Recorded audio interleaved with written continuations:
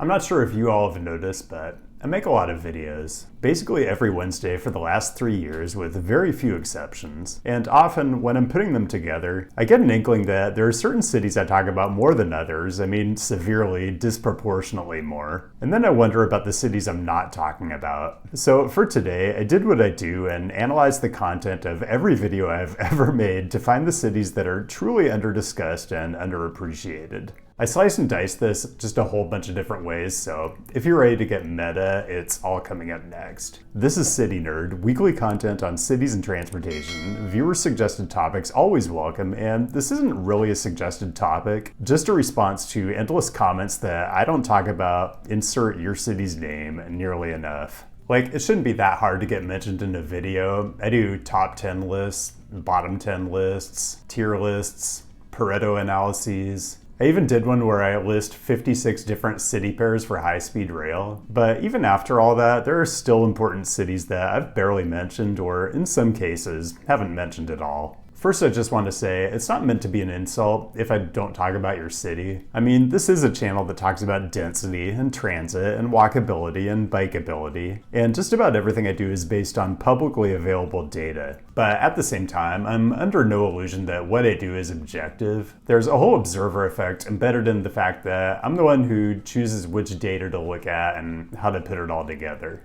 Here's a rundown on what I did. This is just going to be US cities, and I'm doing this by metro area, so if I talked about a core city or a suburb, either way it gets assigned to a metro area. Also, if it was, say, a top 10 list, it had to be in the 10, so I'm not counting honorable or dishonorable mentions. I gave 1 point for each appearance on a top 10 list, and proportionally less if it was something bigger like a tier list or a long list of origin-destination pairs. And I gave 5 points if I made a dedicated video about a city, and then I summed up the total for each metro area. What I'm doing today is not a top 10 list, although it could have been. I mean, if you guessed that I ran a regression analysis on these point totals against metro area population, then you're correct. And we're definitely going to get to the outliers here, but there are all kinds of interesting ways to look at the data, so that's what we're going to do. As they say, let's get into it, and I want to start with the largest metro area never to have made any of my lists, and it's Omaha, Nebraska, population 984,000. I think I might have mentioned it in passing in my video on the 10 best Union stations. And Omaha Union Station is a very cool Art Deco gem and did once occupy a position of importance in the National Passenger Rail Network. And the California Zephyr still stops in Omaha, but it stops at an Amshack instead. Let's take a stroll down Howard Street in the nearby Old Market Historic District. I'm not always the biggest fan of angled parking. I mean, it takes up a lot of space. But because of the way the parking maneuvers work, it does function as a sort of traffic calming, which I think helps with the overall walkability of the street. The brick paving slows the cars down too, I imagine. And the arcaded buildings? This is the type of stuff we should still be doing, all over the Sun Belt at least. Okay, I do have 6 other metro areas, over 750,000 population that also have never been discussed. McAllen, Texas, and the Rio Grande Valley. These Texas border cities always have such a different vibe, but I always feel like a good indicator species of strong urban fabric is an intact, vibrant, historic theater. Well, that and live wrestling.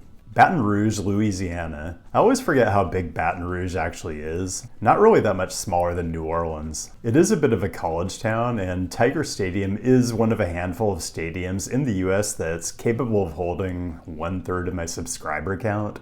Also, did you know, tallest state capitol building in the US? I had a feeling there was some reason it didn't make my 10 worst state capitals list. Worcester, Mass. I'm sure I also mentioned Worcester Union Station in the same video as Omaha, but it also just didn't rate. Look, my urbanism needs are simple. A serviceable train station, a solid minor league ballpark, and a place where I can do some axe throwing after a strenuous day of poring over Google Street Views. Worcester has you covered. Columbia, South Carolina, not sure why this city never comes up. I feel like it's a bit like the North Carolina cities I've been to, where the overall walk score is terrible, but the central parts of the city that predate the automobile are really pleasant. Although, if there is such a thing as too much angled parking on a street, Columbia seems determined to find out. Colorado Springs, Colorado, just never comes up. But I'd just say, if you're looking for pretty good urban amenities in a small to mid-sized city and you don't want to pay Denver, Boulder type prices, this is a pretty good option. All these cities have the beautiful Rocky Mountains backdrop. We really just need to get Front Range passenger rail in gear and connect from Cheyenne all the way down to El Paso, like at least 10 trains a day. Governor Paulus, make it happen. And Little Rock, Arkansas, which I think got a mention in my video about terrible downtown freeway loops, but wasn't quite bad enough to rate. I don't think Union Station got any kind of mention, but it appears to be in pretty decent shape and does get a few Texas Eagles a week, but it's just not even a shadow of the passenger volumes it served in the early 20th century.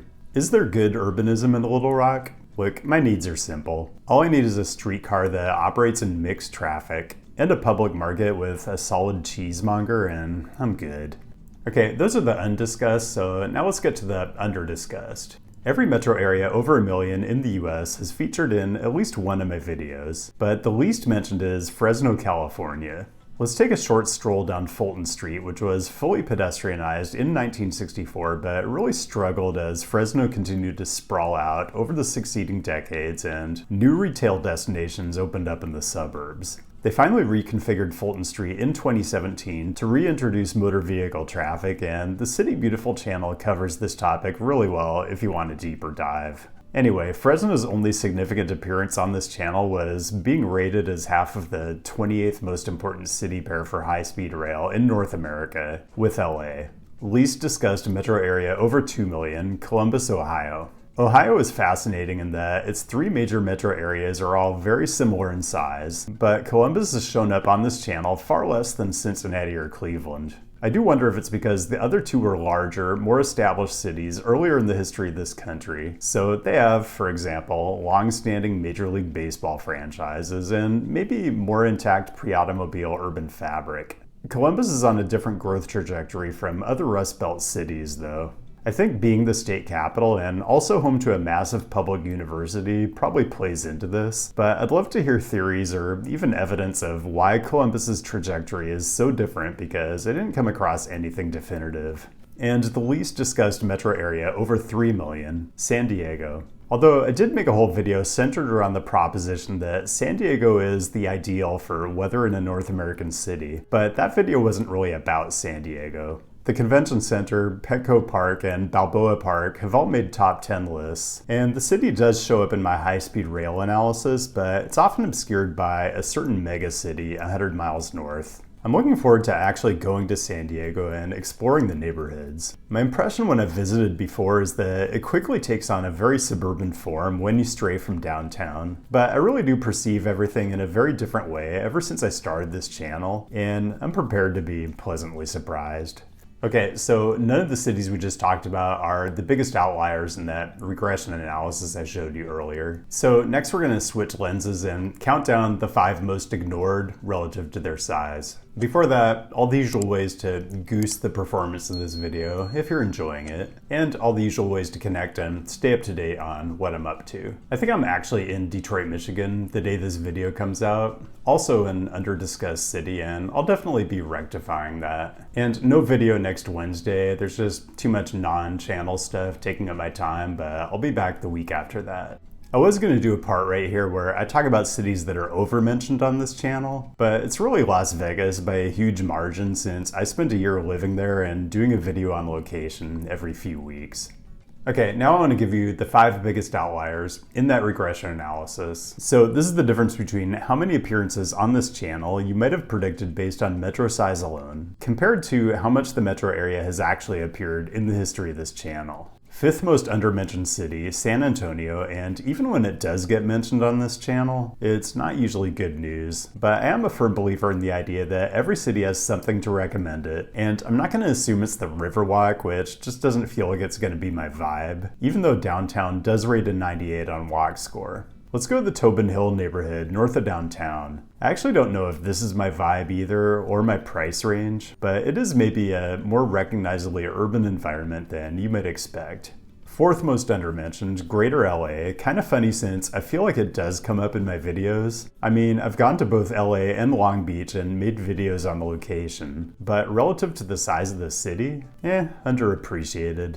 I do enjoy visiting LA. I think the level of car dependence is a bit overstated, but as with everywhere, it just depends on what neighborhood you're in. Okay, and my actual indicator for how vibrant a city is how far out from downtown do I have to go to find an outlet of the world's finest dining establishment? I mean, it is an actual factory, and not every city is willing to give the necessary zoning variants in a downtown commercial district. So maybe the planners in Glendale and like Pasadena are just a bit more enlightened. Third, another completely ridiculous inclusion on this list, Houston, Texas. Even though I specifically went there last year to make a video about it because I knew it was under-discussed and not appropriately appreciated.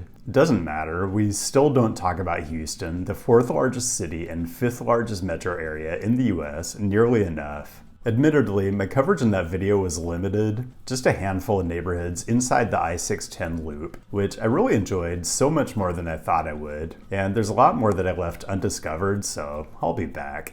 So the second most undiscussed metro area, since I actually have been to Houston since I started the channel, but not this other place, is the Dallas-Fort Worth Metroplex, the nation's fourth largest metro area. Like, I've flown through Dallas a bunch of times since I started the channel, and from the air, it looks like a lot of the urbanized Sunbelt, but like a lot of Sunbelt cities, incredibly mediocre citywide walk score, and then downtown is 95 plus. There are lots of interesting walkable neighborhoods in close to downtown, kind of like Houston. So yeah, making today's video is kind of like a bit of a research project to figure out which cities I want to prioritize traveling to and doing some ground truthing. And on that topic, my number one under-discussed city, Atlanta. I definitely have talked about Atlanta in several videos, but it's just disproportionately infrequent relative to the size of the place and the sheer amount of stuff going on there. Hartsfield-Jackson International has come up, Mercedes-Benz Stadium has come up, Bobby Dodd Stadium has come up. Development around the Beltline has been pretty bonkers, but I haven't really covered that at all, and that feels like kind of an omission. Also, I'm guessing there's actually a ton of interesting stuff going on in the suburbs around Atlanta, so given that it's a swing state, this is probably where I'm going in October, so stay tuned. Actually, now that I'm street viewing it, maybe there's only one interesting thing going on in the suburbs of Atlanta. I didn't do international cities this time, but here's a city I don't think I've ever talked about on this channel, and that's Cairo, Egypt. And I've got a serious content recommendation if you want to learn all about the history of Cairo and its growth into the incredible megalopolis it is today. It's called Cairo's History, Roman Fortress to Modern Megacity, from City Beautiful's Great Cities series. And it's very ambitious since the history basically goes back to the dawn of civilization. But Dave Amos, the creator behind City Beautiful, is game for it. You get the history of all the different cities that occupied this prime location at the south end of the Nile Delta, all the military incursions, all the way up to the last few decades, where the city's population exploded to the point where they're building New Cairo out to the east so they can house 5 million more inhabitants. Cairo's History, Roman Fortress to Modern Megacity from City Beautiful's Great Cities series is a Nebula original and exclusive to the platform, and it's another great example of how Nebula supports creators in tackling ambitious ideas, like telling the story of a city whose history goes back to the birth of civilization. Being part of the Nebula community, learning from creators like Dave Amos, and being able to access support for my own production process has been incredibly important for the growth of my channel, and I'm just so proud to be a Nebula creator. Nebula, after all, is a streaming service that's owned by us, the creators, so when you sign up, you're helping us grow a service that, by its very nature, supports all of us in a long-term structural way, financially, professionally, and creatively.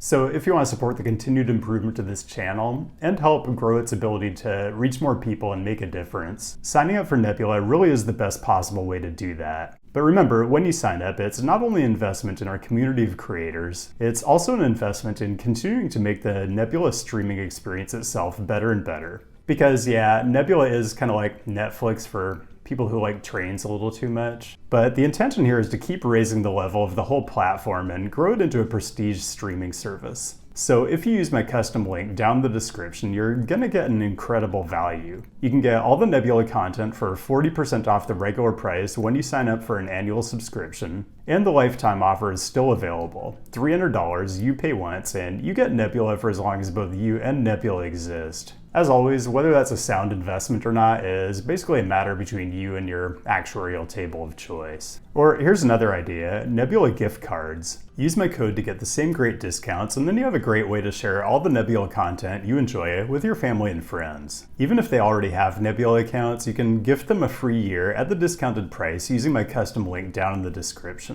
No matter which way you go though, a Nebula membership is a fantastic way to demonstrate your support for a one-of-a-kind creator-owned platform, and to fund the continued production of amazing originals like the Great Cities series. And Nebula keeps announcing new originals, and they just keep getting better and better. So for all of you who are already Nebula members, a massive thanks from me, although I feel compelled to say you should probably be watching this video on Nebula where it appears ad-free and without this promo section in it. Just a thought. And that's all I've got. Thanks for joining today, and thanks as always to the patrons whose direct support gives me the freedom to talk about whatever it is I want to talk about from week to week. No video next week, but Detroit content coming soon. Keep the great topic suggestions coming. I'll be back with a new episode in 2 weeks, and I'll see you then.